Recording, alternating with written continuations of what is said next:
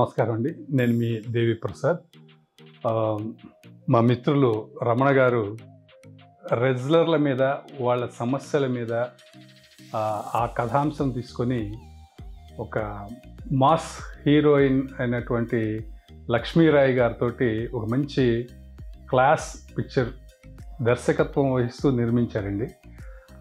ఆ picture Janata bar. ఈ Janata bar అనే సినిమా ఈ నెల నవంబర్ 21న రిలీజ్ కాబోతుంది. జనరల్గా ఇంతవరకు కూడా ఎవరు టచ్ అయినటువంటి సబ్జెక్టు ఇది అని నా ఉద్దేశం. ఎందుకంటే ఆ మధ్యకాలంలో వార్తల్లో మనం చాలా చూసాం.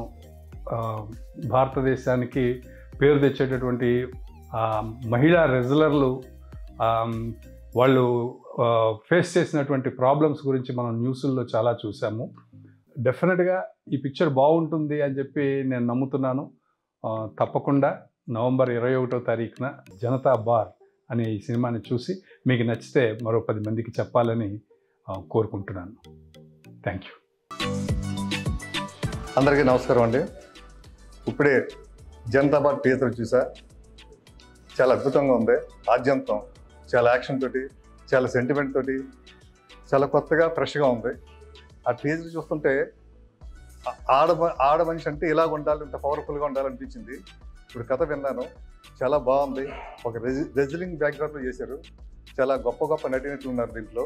ప్రదీప్ రావత్ గారు కానీ, శక్తి కపూర్ గారు కానీ, సురేష్ గారు కానీ, ఇలా పెద్ద పెద్ద ఆర్టిస్ట్ అంతా ఉన్నారు. డైరెక్టర్ గారు తెలుగులో 3 సినిమాలు తీసినా కూడా ఈయన భోజ్పురి ఒరియాలో ఒక స్టార్ డైరెక్టర్. మన తెలుగు కూడా అయింది. చాలా గొప్ప సినిమాలు తీశారు. అది మనందరికీ చాలా గర్వకారణం అండి. యాక్షన్ సినిమా చేస్తున్నారు. ఈ సినిమా సూపర్ హిట్ అవ్వాలని మనసారి కోరుకుంటున్నాను. ఆల్ ది బెస్ట్ అండి.